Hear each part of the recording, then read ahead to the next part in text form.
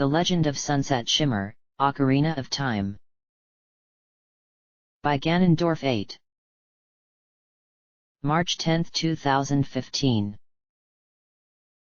Chapter 50, Quest of the Big Goron. When I landed in the graveyard after once again returning from the Chamber of the Sages, I was surprised to see the dark clouds were still above me, and that it was still raining, which had me concerned that the situation in the village may not have been resolved. I would quickly find reassurance from Spike, for he told me the clouds were always like this in the graveyard. It was dark outside, a reminder that even though it had been just a couple of hours since I entered the Shadow Temple. Now that Applejack has awoken as one of the sages, we only have one more left to find, I said. Your journey is getting close to its conclusion, and you must be thrilled that soon you'll be able to return to your world, said Spike. I am looking forward to seeing my world again, but at the same time I feel like I'm going to miss all of this. At the beginning, I just wanted to get it done so that I could return home as soon as possible. Now that I've made it this far and seen so much of what this world has to offer, something deep in my heart makes me hesitant about wanting to go back. It probably sounds selfish of me to want to have the problems of Hyrule continuing despite almost being done, so perhaps I've grown to accept things being like this now, I said. You know as well as I do that this is not your world, said Spike. And that is the rub right there which has me so confused as to what I really should do, I said. For a long time I've believed you to be Link, the Kokiri child who had no fairy partner to call her own, and that your story was one I refused to believe because I thought it was absurd.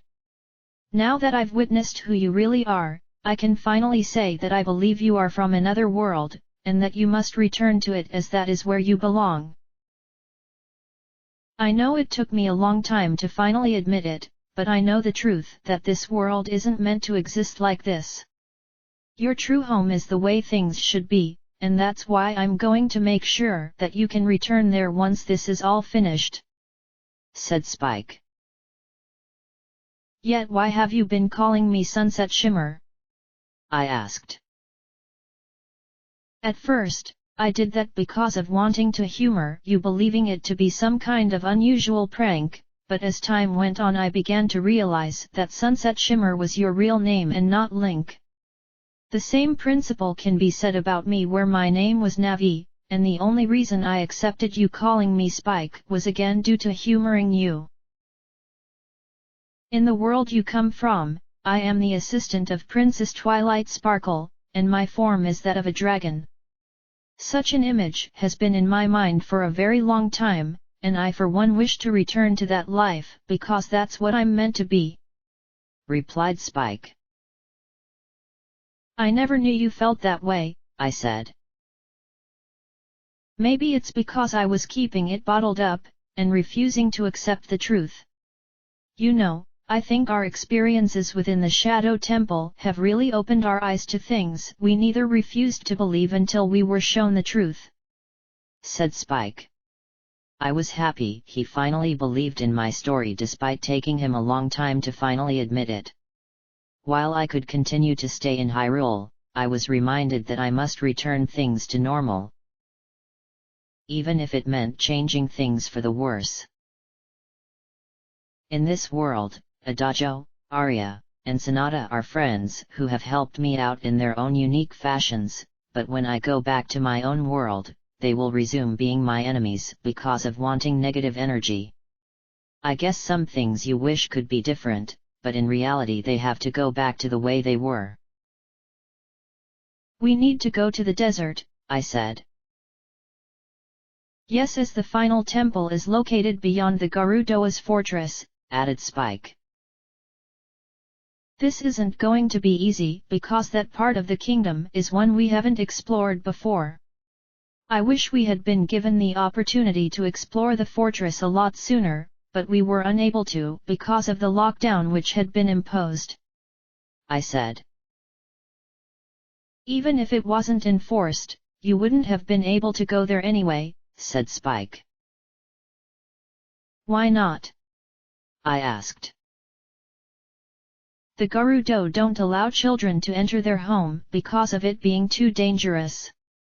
In truth, they don't want anyone from the other tribes to set foot in their territory out of fear that precious secrets could be stolen, replied Spike. Now, who would believe something like that? I asked. It's been their way of thinking for generations, which is why they are so isolated. Ganondorf may have made things worse because his own secrets of wanting the Triforce could have been exposed, but in general the Gerudo don't take too kindly to strangers barging into their domain whether they have good intentions or not, replied Spike. We need to go through their fortress and beyond if we're to reach the final temple, I said. I hope you aren't thinking of fighting your way through Sunset Shimmer, as that would be tantamount to suicide. They are fierce warriors whose combat skills exceed that of even the Royal Guard, so attempting to take them on would be pure recklessness. Not even diplomacy is going to work, as we both know that they refused the alliance that the old king tried to establish, said Spike. This made our options very limited, as both fighting and diplomatic options were out, so there had to be another approach we can take to get through the Gerudo's fortress successfully. The evil king was no longer there, but his influence still hangs over his people, who continue to worship him despite all that he has done. I decided that we should leave the graveyard to think over what course of action we should take, as this background was too depressing, and the urge to get some sleep after the insanity of the Shadow Temple was evident. The moment I began to walk, a sound I haven't heard in a very long time came out of nowhere, and standing on top of one of the gravestones was Sheik. Sunset Shimmer. The light that will restore Hyrule back to its former glory is almost upon us, said Twilight. I'm guessing you're referring to the fact I've awakened all of the sages except for one, I asked. You are correct in your assumption, but know that this will be the most difficult part of your journey thus far. I have no doubt you've figured out that the desert is where the final temple can be found, yet reaching it involves having to make your way through the land which the Gerudo call their home. They are different from the other tribes as they rely on cunning and thievery, which are viewed with great respect, and their skills with both swords and horses are superior to even the strongest soldiers. If you desire to survive in such a place, then perhaps you should think the way they do, replied Twilight. A thief? You want me to become a thief? I asked. One who possesses stealth, cunning, ingenuity, and determination are the perfect traits that they look for among their own, yet if someone from the outside were to display these same traits, they would be welcomed into their society as an honorary member. I am not sure if that is even possible, what with the incident that happened there some days ago, but you'll never know for certain until you decide to go through with it, replied Twilight. It sounded like Sheik was giving me the proper advice through her usual choice of words, but what did she mean by an incident? This could make things even worse if something has forced the fortress into another lockdown, like what happened 7 years ago. What kind of incident? I asked. A group recently went to the Gerudo's fortress in the hopes of becoming thieves, yet no one knows what has become of them. The leader of this group has been worried about them ever since they left, but she dares not enter, fearing for her own life. They say this group are famous for working with their hands as builders, and that at one time had been in the employ of Impa.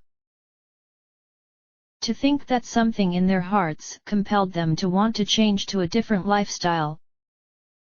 Temptation can be a very dangerous thing, for even the smallest of lusts are enough to corrupt anyone even if they claim to be pure, replied Twilight.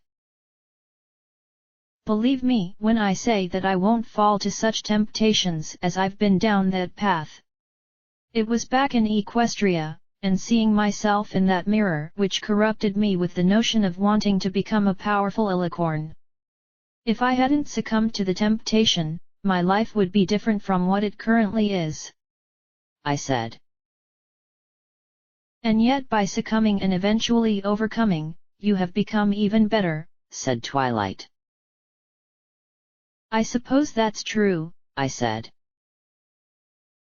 To become like them doesn't mean having to resort to their nature, but rather show them that you are worthy enough. Your heart may not be pure because of the darkness which once consumed it, but you have grown and matured since those days, said Twilight. It felt weird hearing these words from Sheik, as though I knew her from somewhere. She was guiding me along on my journey as well as helping me deal with my personal problems, and for some reason it made me think of Twilight, as that's what she has been doing through the letters I write to her via the magic journal Princess Celestia gave to me during my brief time as her faithful student. Now I was starting to understand Sheik's words, and I couldn't believe I didn't realize it sooner. If I am to prove myself to the Gerudo and gain access to the desert beyond their fortress, I need to become a thief. Do you know who happens to be in charge of the fortress? I asked. Ganondorf has always been the king of the Gerudo, which even now remains true, yet he had a second in command who was loyal to him until something happened to her 7 years ago.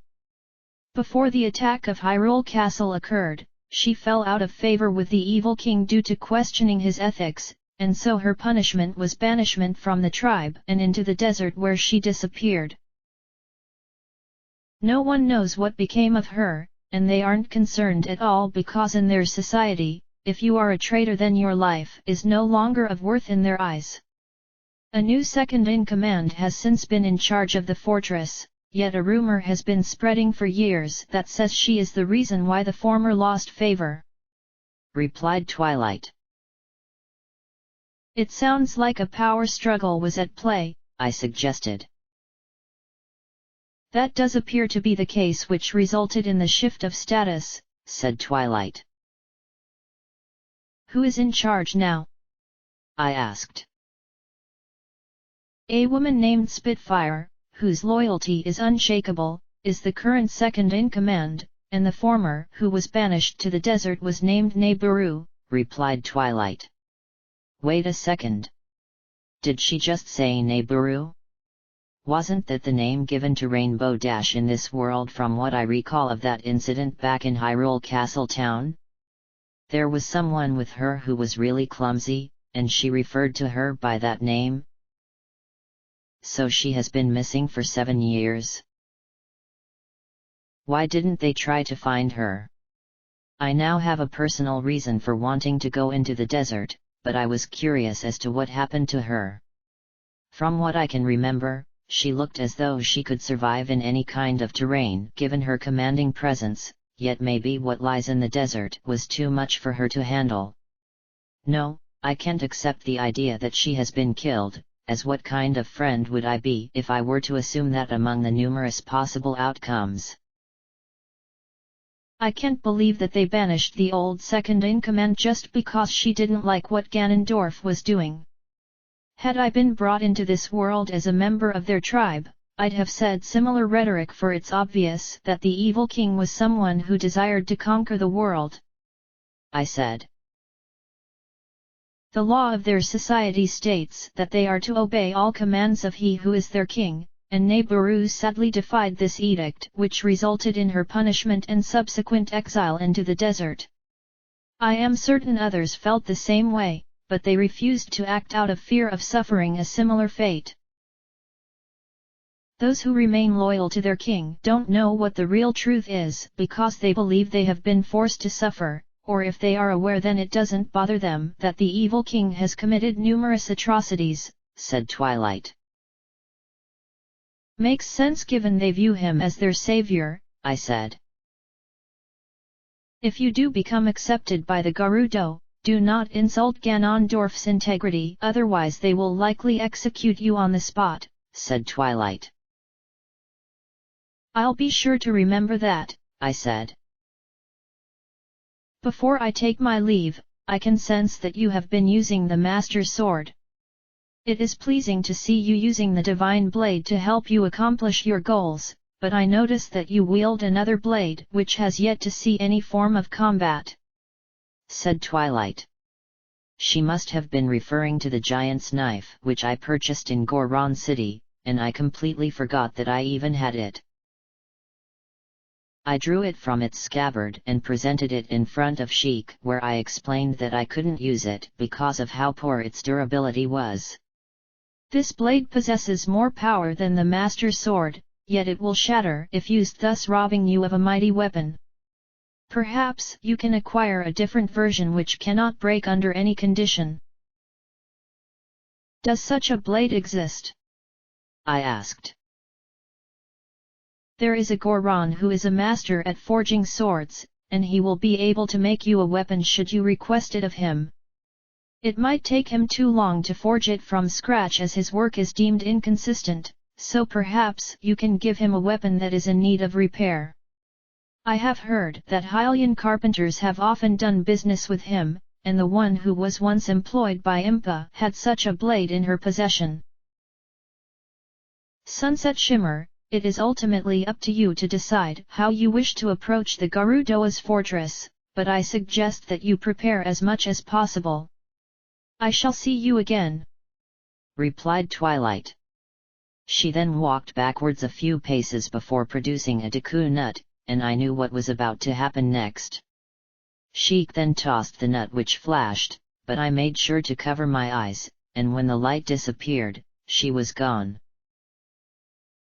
She had certainly given me a lot of information to ponder over, yet the one that I felt was the most significant had to do with getting an even better version of the giant's knife. "The Goron who can forge a strong blade? You don't suppose she was referring to that Big Goron?" I asked.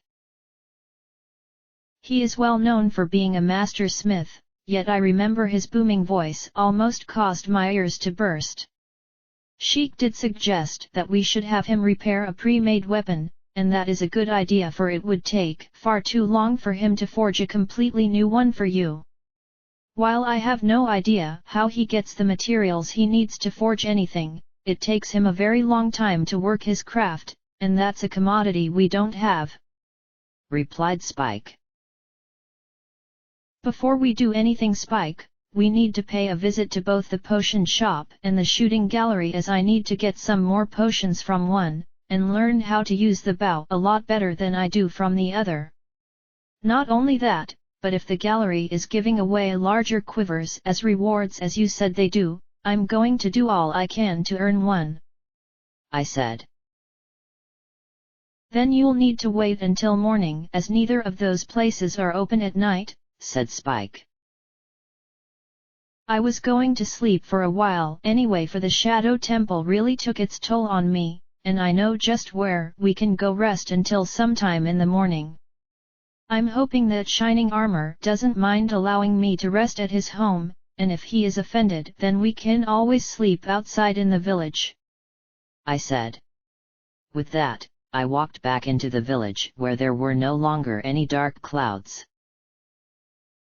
My current goal was to get a lot of rest, as tomorrow was going to be one heck of a day, and this was certainly true, as somewhere within the depths of the darkness itself, an evil conversation was being brewed, and my very existence was the subject. "The child has proven herself worthy to possess that which I seek. Which is the reason why she must be killed, because if she were to awaken the final sage, she will come after you.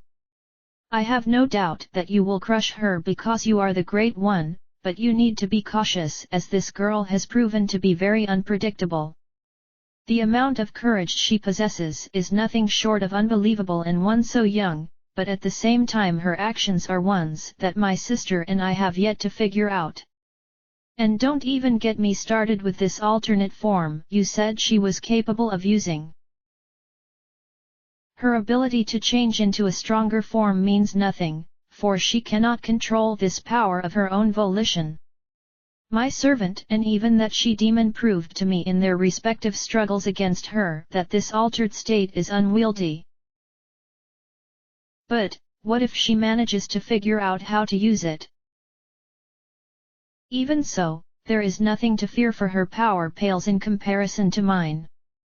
I believe she will eventually bring the other to reveal themselves when the time comes, and once that has come to pass, I shall finally claim ultimate power. You have certainly taken a great risk on such a gamble, O great Ganondorf. The gamble shall prove itself to be worth it in the end when everything comes together, said Tyrek. I still recommend that the girl be killed because her skills with the Master Sword have been getting better since you fought her. I believe that she is a lot stronger now than she was 7 years ago, and that could prove to be a disaster for you. You don't need to listen to my advice, but as one of your 2 surrogate mothers, I know what I am talking about. Besides, she doesn't need to be alive for you to claim the power from her, and killing her will bring out the other much sooner than expected. Yes, what you speak of is true, and I would prefer to claim my power sooner instead of later. Very well, dear Mother Kum. You and my other surrogate mother, Kotaka, have my blessing to do whatever you wish to the child so long as what she possesses inside of her spirit shall remain intact, said Tyrek. With that agenda now out of the way, there is another matter which requires your attention, said Trixie. And what would that be? asked Tyrek. The she-demon, replied Trixie. So she managed to survive her death in the water temple. I underestimated that demonic creature, for she had planned everything to ensure her survival. It all makes sense now, for there was a portion of her mind which was denied to me, and it must have been her idea to cheat death as well as break free from my control. I am aware of what she was trying to achieve in the Shadow Temple, but the question now is whether or not she was destroyed by her significant other, said Tyrek. Sunset Demon, as she calls herself, still remains alive, great Ganondorf, but she has chosen to mask her aura from my sister and me, so we are unable to detect her presence. What we do know is that she plans on attacking the child within our temple at some point, but we don't have the power to prevent her from doing so. Not even your immense power will be able to do anything to stop her, so all any of us can do is hope that the demon does us a favor without even realizing it. The she-demon has caused her other self to become more powerful than before, so this will make our task of killing her a bit more difficult, said Trixie. You and your sister will be able to figure things out, Mother Kum, for you were able to ensure that the Gerudo remain loyal to me by dealing with those who question my authority. I trust that the problem within the Gerudo's fortress has been resolved, asked Tyrek. Spitfire has been coerced into obeying you, great Ganondorf, and she shall remain loyal to you without question unless the girl were to somehow free her mind from my influence. If that happens, then we have other plans prepared to ensure that she does not survive to awaken the final sage.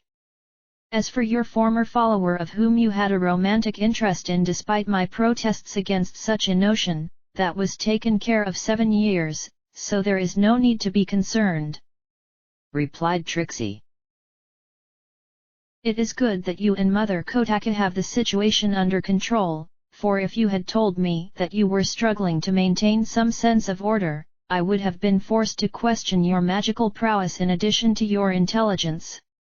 While the 2 of you raised me as your very own after my birth mother passed away shortly after my birth, remember that I do not tolerate failure. You both can easily be replaced at a moment's notice, so I suggest that you remember that. Of course, I have every bit of confidence that you 2 will be able to take care of things. I must return to my own preparations, but I sense that you wonder what I meant. I am sure that you have already figured out the meaning behind my words, so there is no further need for me to explain my actions," said Tyrek. It was fortunate that Shining Armor allowed me to stay at his home for the remainder of the night, and he said it was no trouble at all because he owed his very life to me, which I thought was a little bit of an overkill. Once I said my thanks and left to resume my quest, I went to the potion shop and purchased just the one red potion, and that was due to Spike informing me that playing at the shooting gallery cost money.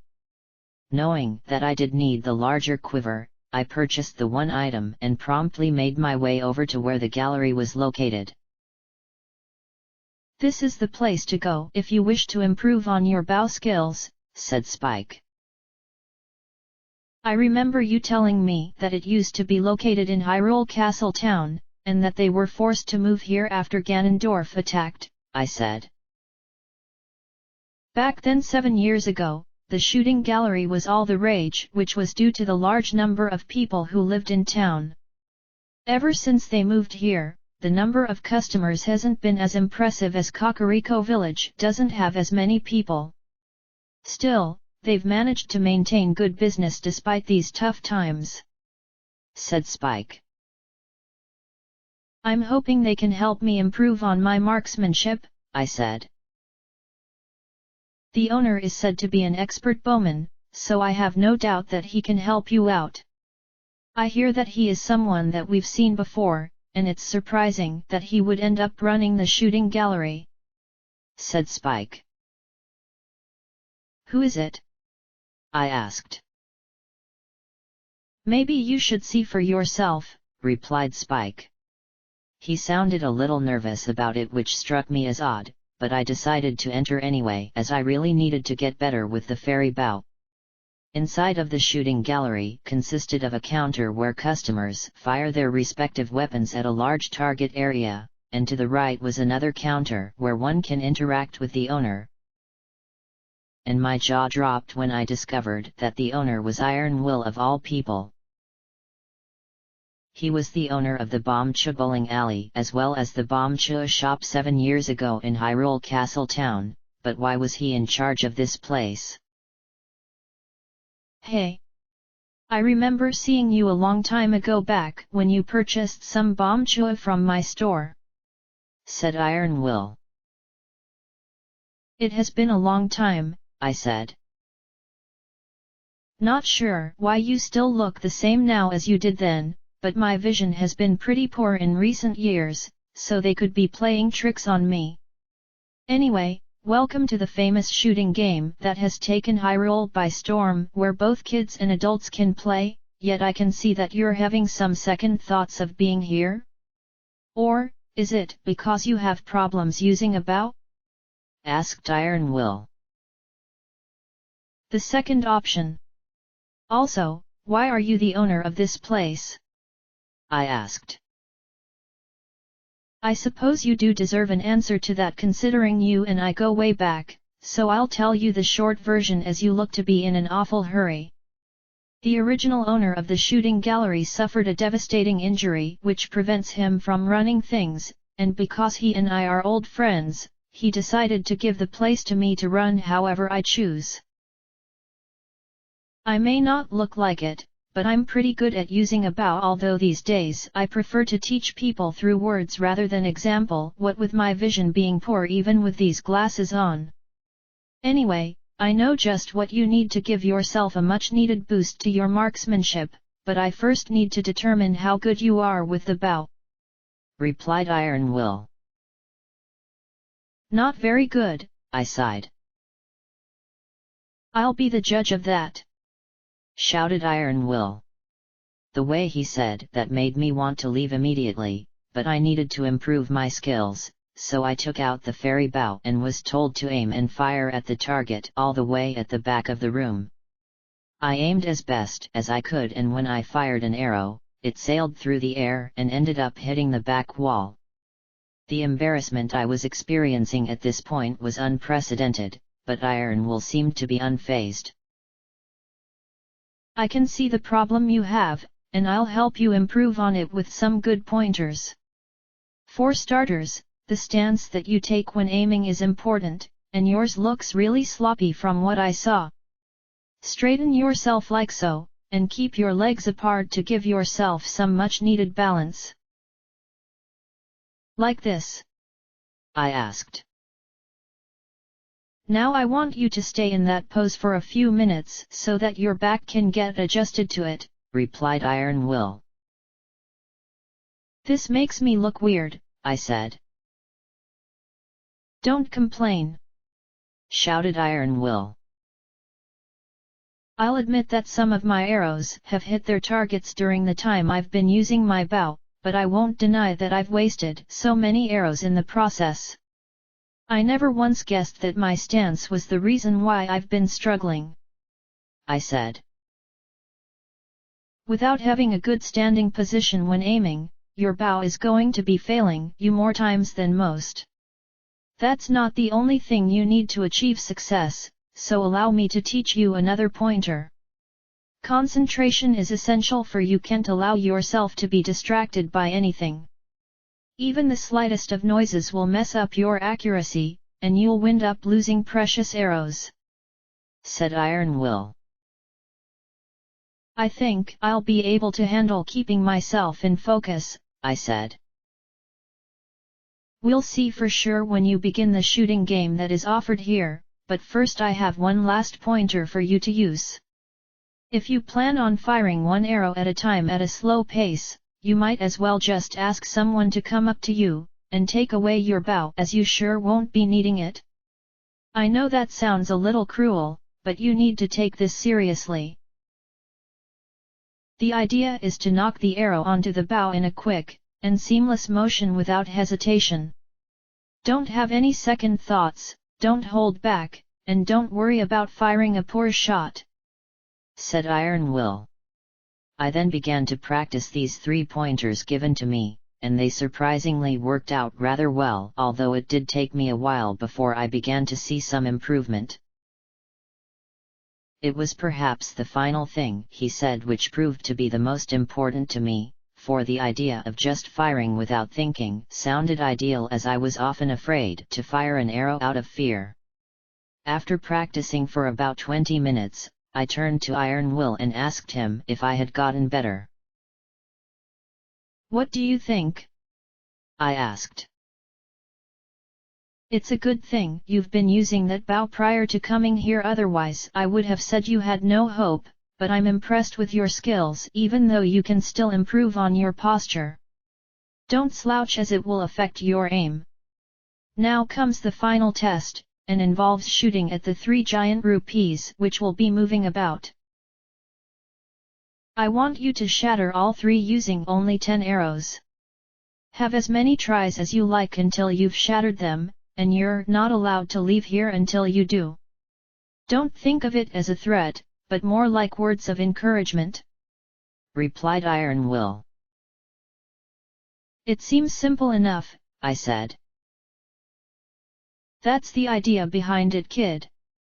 The aim is to give you the confidence to hit the targets using the pointers I taught you, and to give off a small taste of what things will be like whenever you have to shoot at the real thing, if you know what I mean. Normally, I would be charging you 20 rupees per game, but because this is a teaching session, this one is on the house, said Iron Will. He certainly was giving me a lot of pressure, but then this was the nature of his character, as strange as it was. The 3 giant rupees then began to move about at a decent enough pace, so I didn't have to hit anything too fast, but using 10 arrows was a concern which I needed to overcome if I want to do this. My first shot completely missed the target and landed on the floor somehow, yet Iron Will again was unfazed by it. He must have an awful lot of faith in me to be that patient, and I can't let him down, so I got in the proper position, and fired without being hesitant. Combined with the lack of distractions getting in my way, I shattered the first 2 rupees without any trouble, yet it took me an extra arrow before the last one shattered to pieces. Whoa! You actually did it on your first try? Is that bad? I asked. Not at all, kid, but rather that was perfect aside from a couple of minor hiccups. Say, you're a pretty fast learner, which means from now on you'll be just fine when using that bow of yours.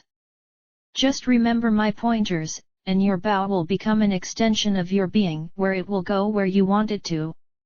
You know, that quiver of yours is mighty fine, but I think it's a bit too small for you to really make good use of your bow. Because you've gone and impressed me so much, allow me to take it off your hands, and in return I'll give you this large quiver which can hold up to 40 arrows, replied Iron Will. He then asked me to hand over my current quiver, and this was followed with him presenting me a bigger version. There. Now that suits you really well, kid. I hear that there is an even bigger quiver you can find, but the only ones I know who would have such a thing would be the Gerudo, as archery is one of their pastimes. I never would have expected them to be good at using bows, I said. They have actually gone and improved on the skill by incorporating horses into the mix. The rider aims and shoots arrows while the horse gallops along, and it's known as horseback archery. It hasn't quite become popular here, but I do know that it's all the rage over there. Of course, no one is that crazy enough to go to their fortress and find out, said Iron Will. Thanking him for the improved quiver as well as teaching me how to use the fairy bow a lot better, I took my leave and made my way over to the entrance of the village. What did you think of that, Spike? I asked. Thanks to that Iron Will, your skills with the bow have become even better, but don't expect to suddenly become an ace, replied Spike. I know I've still got some improvements to make, but I think things will get a lot easier as far as bow wielding is concerned. What has gotten me intrigued is what he said about there being another quiver even bigger than what he gave me, and that the Gerudo have combined horse riding with the use of bows. I said. Horseback archery is a relatively new thing, but because horses are seldom seen aside from in the ownership of the wealthy, or being raised at the ranch, it just hasn't taken off as well as expected. It also doesn't help that it was started up in the desert, and you know what happened 7 years ago, said Spike. The bigger quiver is something I really want, I said. Then you need to prove your worth to the Gerudo, said Spike. Before I go into the fortress, I first want to get my hands on that improved giant's knife that Sheik mentioned. While I'm getting used to the master sword, I think this other sword could be very interesting considering it's stronger than the divine blade. Plus, I feel bad for not giving any attention to the giant's knife as all it's done is collect dust ever since I first purchased it, I said. You wanted to get it despite my protest against it, said Spike. That's because I was feeling sympathetic to Big Goron, and I don't like seeing anyone upset as it's a painful reminder of what I went through. If I get the stronger version, I know it would mean no longer having this fragile blade on me, I said. So don't tell Big Goron about it, suggested Spike. Isn't that being dishonest? I asked. I'm certain he would understand considering he did admit to you that his weapon was defective, and Big Goron could see all of this as a chance to finally teach his younger brother a thing or two about forging unbreakable blades, replied Spike. I guess when he puts it that way, it all makes sense even if a part of me feels that lying to him would be nothing short of disrespectful. Maybe I should explain the situation to Big Goron when I next see him, which is going to happen pretty soon. Upon leaving the village, Epona started to neigh happily because it had been a while since she last saw me. Petting her on the muzzle and neighing to her before climbing onto her saddle, I had a feeling that I was going to need her assistance if I wanted to get my hands on this stronger weapon. We have to travel to Gerudo Valley, followed by going to Death Mountain, and finally back to the valley again, I'd say that riding on your horse is the way to go unless you want to go by walking, said Spike. No, I think I'll go by horseback, and Epona is finally going to get the chance to run about for longer than she has in our previous travels, I said. Hearing my words made her rear up with sheer delight, which almost caused me to fall off her saddle, but she quickly regained her composure and began to gallop forward without me having to give her a gentle kick to the ribs. The long ride to our destination was relatively distraction-free, but I had various thoughts running through my mind which had to do with what could have happened to Rainbow Dash all those years ago. Is something wrong? Asked Spike. Why do the Gerudo choose to banish those among their tribe for betraying Ganondorf? I asked. In their society, the king of the Gerudo is the absolute authority, and choosing to defy his edicts is seen as the ultimate insult. Most are banished from the tribe, which is considered the least cruel punishment they have, but I suppose being forced to live in the desert to the west of their fortress isn't very pleasant. If the crime they committed was really severe, then death is what befalls on them in the form of an execution. Neighboru could have been executed for what she did back then, but my guess is that she was spared death because of her influence due to her status in the tribe. Ganondorf would have made a fatal mistake had she been executed, for the others would rebel in frustration, and it would make him appear weak, replied Spike. So Rainbow Dash could have been killed, but she was spared that punishment and exiled instead? I personally think that both scenarios lead to the same outcome where she perishes somewhere in the desert, I said. Who was that again? Asked Spike. She's one of my friends from the human world who was brought to this place along with everyone else, but we haven't seen her that much due to all of these other events getting in the way. Rainbow Dash had a real rebellious streak where she was the captain of every sports team, and has quite the ego that puts her at odds with a lot of people, yet her loyalty is what defines her. In this world, she is apparently Neighboru, the now former second-in-command of the Gerudo, I replied. If she was exiled due to treachery, her loyalty can be put into question, said Spike. Unless her actions were a desire to protect her people from Ganondorf, I suggested. That is a possibility as she was known for wanting to do what was best for her people, but in order for us to confirm the truth, we would need to speak to someone in the fortress who knew her, said Spike. Personally, I would have asked that girl, Derpy, who was always at Rainbow Dash's side, but she hasn't been seen in a very long time. After Epona had galloped for some distance, we finally reached and entered Gerudo Valley, which still looked the same as before. This time I could take my trusty steed across the wooden plank, and that's when I came upon a rather harsh reality. What happened to the bridge? I asked. It's been destroyed, and judging from the way it looks right now, this was done by someone rather than a natural occurrence, replied Spike. Do you think the Gerudo could have done this? I asked. Most likely, but that begs the question of why would they even bother to do it? Those of the other tribes would never come here of their own volition, and this was even before Ganondorf took over, so why even do this when there was no real reason? It does prove itself to be inconvenient as we need to get to the overside, but I'm sure we can figure something out, replied Spike. This could have been done in an attempt to slow me down, I suggested.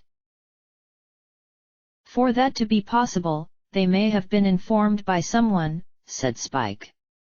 The gap that now existed where the bridge once stood was pretty intimidating, but I then noticed a large tent on the other side, and standing near it was Sweetie Belle, who seemed to be really upset about something given her stomping about. The bridge must have been destroyed at some point after she crossed over, but what in the world was she doing here? Spike, who had been hovering back and forth for a few minutes, finally came up with an idea to allow us to cross. I can see two ways we can make it to the other side, and you happen to have the tools you need for both options. One would be to use the long shot and pull yourself over, or you can have Epona jump across if you build up enough speed.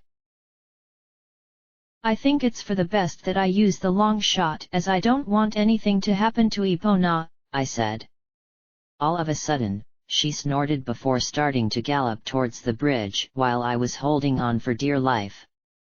I called her to stop before it was too late, and I even neighed a few times in the hopes that our shared language would be enough to get her to stop. My efforts were in vain as she continued to gallop, and when she reached the edge of the cliff, I closed my eyes as I couldn't bear to watch. For that brief period, she was soaring across the air in between the two sections of land, yet I refused to look as I was afraid of what could be below. All of a sudden, I felt a strong thud, which meant she had made it to the other side before galloping along and slowly coming to a stop. Is it safe to look now? You can open your eyes now, replied Spike. Why did Epona decide to do that without me issuing a command? I asked. My guess is that she didn't want to be left behind, and also she wanted to prove that she could jump over the gap, which she accomplished without any trouble. Still, it wouldn't be a bad idea to get the bridge back in place as soon as possible, for who knows how many times she'll be able to jump before becoming too exhausted to make the attempt, replied Spike. What we need are people skilled at building with their hands, I suggested. Ha! Then you've come to the wrong place, shouted Sweetie Belle, who must have listened in. As I climbed down off of Epona and walked over to her, she had stopped stomping, and was now mumbling under her breath when I approached. Well, look who has decided to pay me a visit. The little forest girl I met back in Kakariko village, although you look as though you haven't aged in years. Don't take my words as being offensive, as I haven't been in the best of moods as of late. I'm supposed to be a master craftsman who is able to inspire and lead other carpenters, but right now I feel like a complete failure. What happened? I asked. The Gerudo destroyed the bridge for no apparent reason, and I figured me and my men could fix it even though they aren't the brightest guys I've worked with. This morning when I woke up, I was about to instruct them to begin the groundwork for fixing the bridge, and that's when I discovered that they had left. According to the note left behind, they decided to go to the Gerudo's fortress because they feel that being thieves is better than having to do the hard work of a carpenter, replied Sweetie Belle. I'm not sure if that was a good idea for them to do, I said. Of course it isn't, as it means I have no way to repair the bridge as I can't do it on my own, said Sweetie Belle. The Gerudo aren't very friendly when it comes to the other tribes because they prefer to keep to themselves, I said. Those idiots have probably gotten themselves into another horrible mess which I need to get them out of, but I'm not going into the fortress because what you said. And yet, I'm concerned as while they are idiots, I see them as family despite their shortcomings. This may sound strange coming from me, but could you go in there and see what those guys are up to? Asked Sweetie Belle. I was going to enter anyway as I have my own business to take care of, I replied. If I could say something about you, kid, it would be that you've got a lot of guts to want to go into that den of thieves. I'm not going to ask what kind of business you have with the Gerudo as it's nothing to do with me, but I appreciate the fact that you're going to check up on my men, said Sweetie Belle. That's when she noticed something on my person which I completely forgot I even had, for it was quite a long time ago when I obtained it. That thing on your belt? I seem to recall seeing that somewhere. My saw. Hey! That's my saw! I took the poacher's saw from my belt, realizing that she was the one it belonged to, and I remember Grog had left it behind when he walked off into the lost woods. This belongs to you? I asked. I left that behind when the guys and I left Kakariko after we had finished our work there, so how did you get your hands on it? Asked Sweetie Belle. It was given to me by Grog, who took it with him when he decided to leave the village, I replied. Grog? What would compel him to leave when he had to take care of his sister? Asked Sweetie Belle. Because he had spent such a long time in the Lost Woods, he slowly succumbed to the curse that affects all those who enter it. The last time I saw him, he was roughly halfway through the transformation, and when he left, I was asked to tell his sister of his fate. I replied. That guy always was an unusual fellow, and not because of where he decided to spend a lot of his time. His father wanted him to marry me and continue on the tradition of being a carpenter, but I knew he wanted to do something else with his life. Some traditions just don't want to be passed down from parent to child, no matter how hard you try to make them work, said Sweetie Belle. Which is why his story resonated with me so well, because I felt so sorry for him.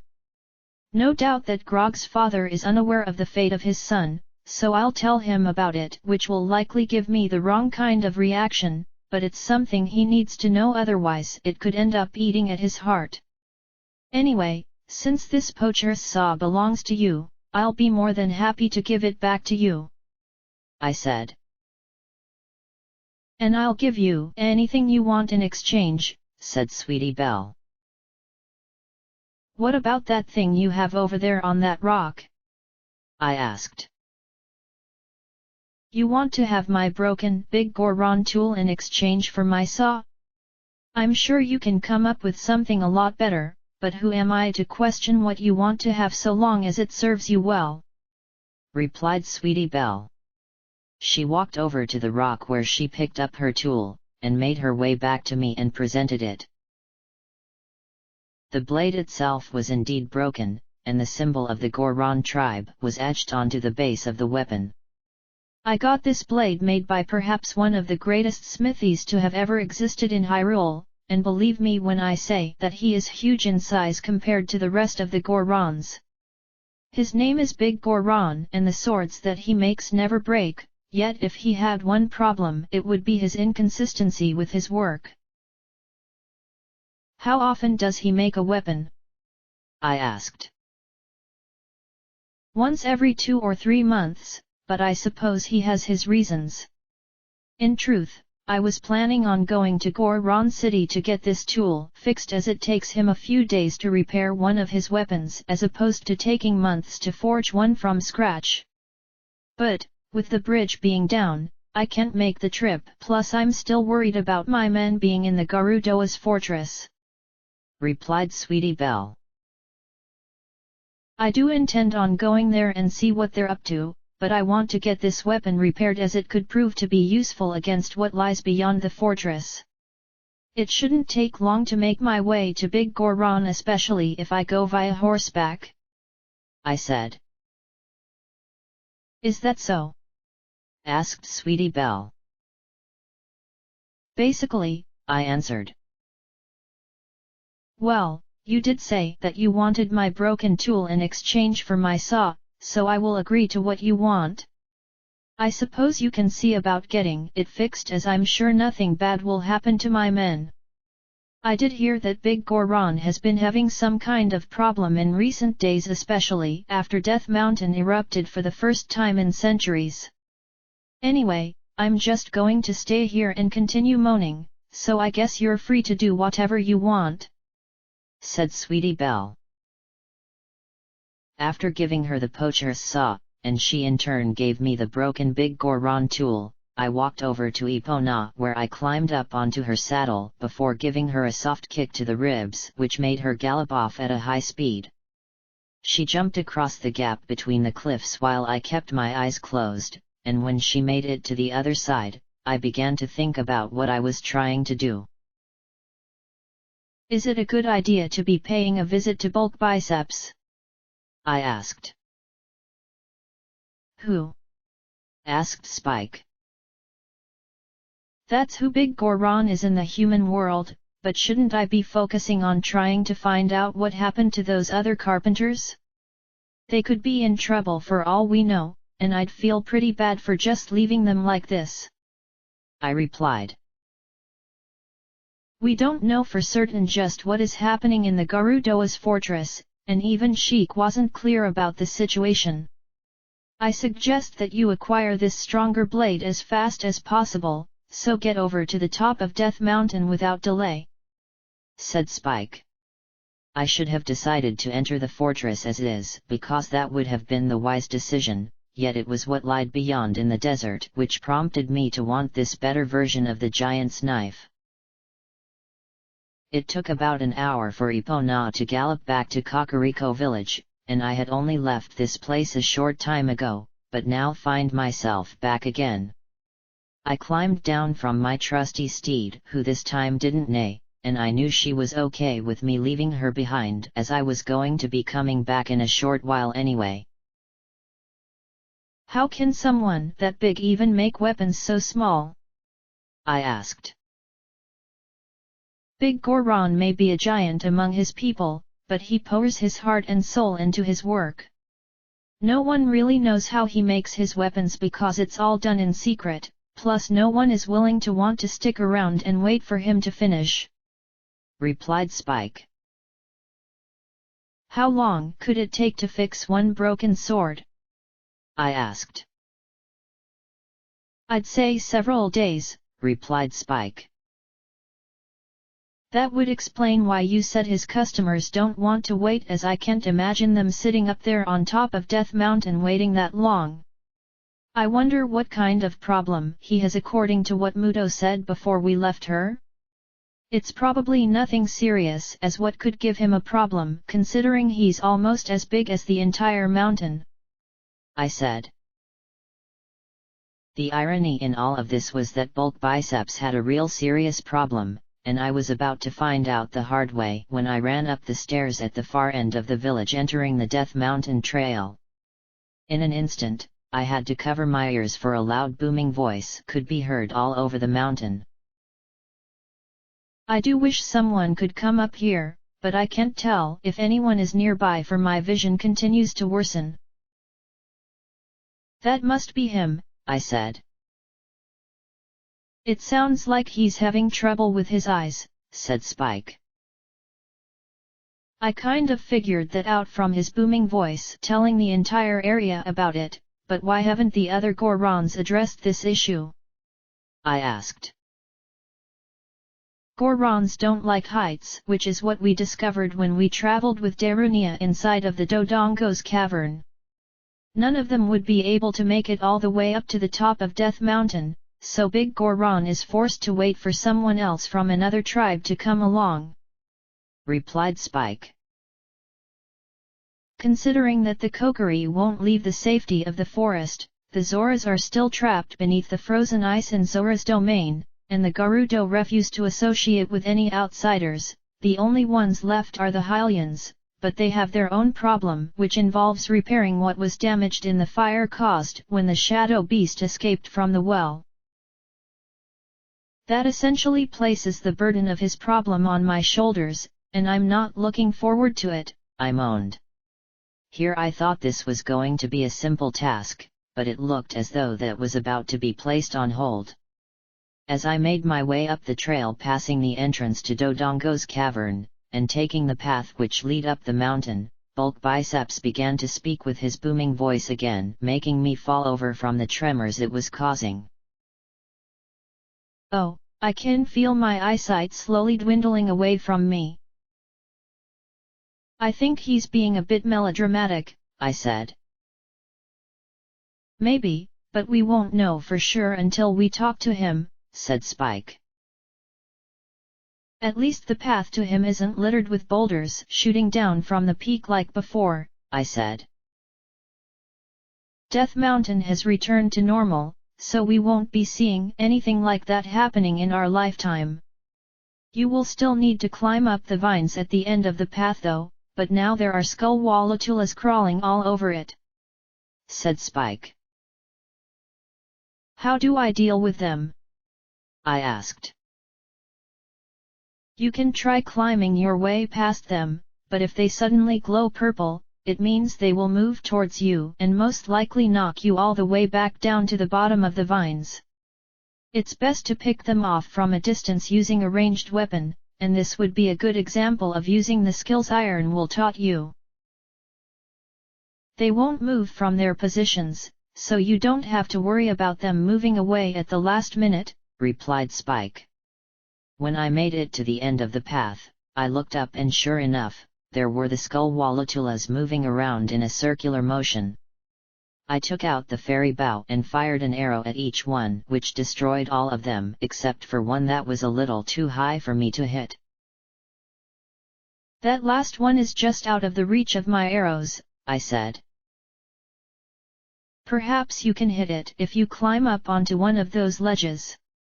asked Spike.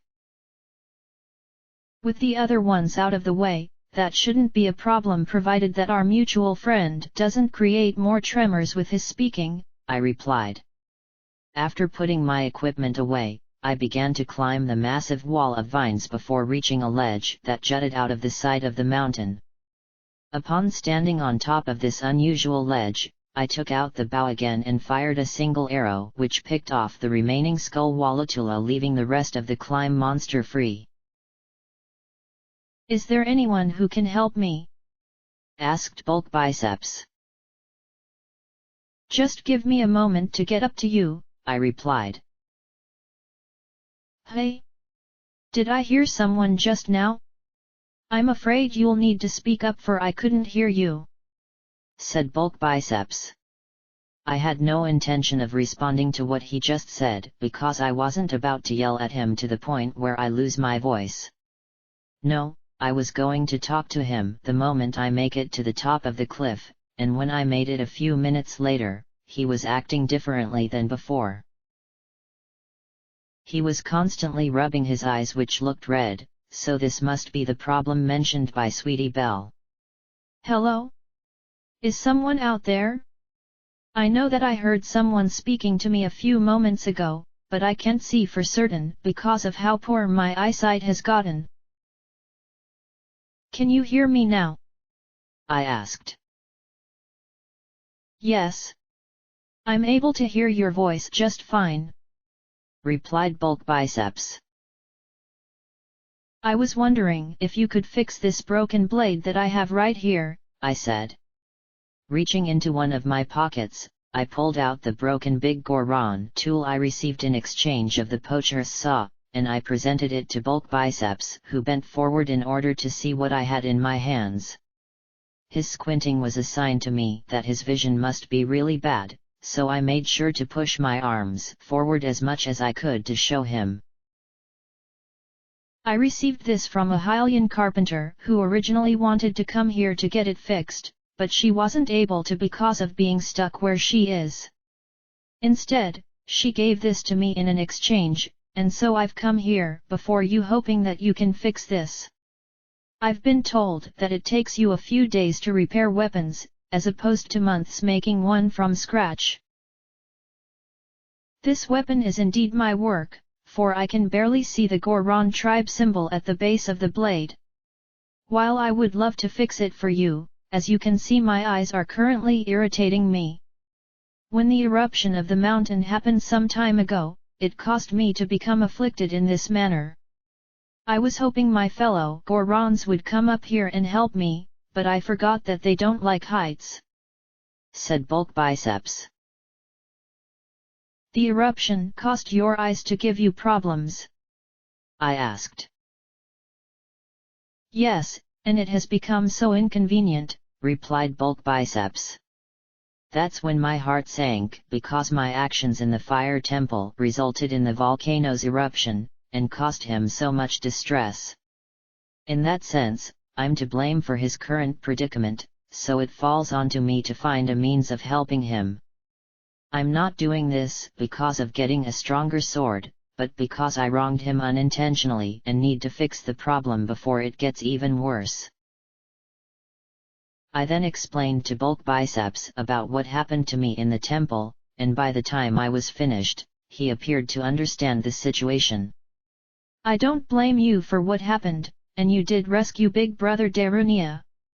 But, I do understand your desire to want to help me, and I really appreciate you choosing to take some time out of your journey to assist me in my time of need. By the way, you sound familiar to me as though I know you from somewhere.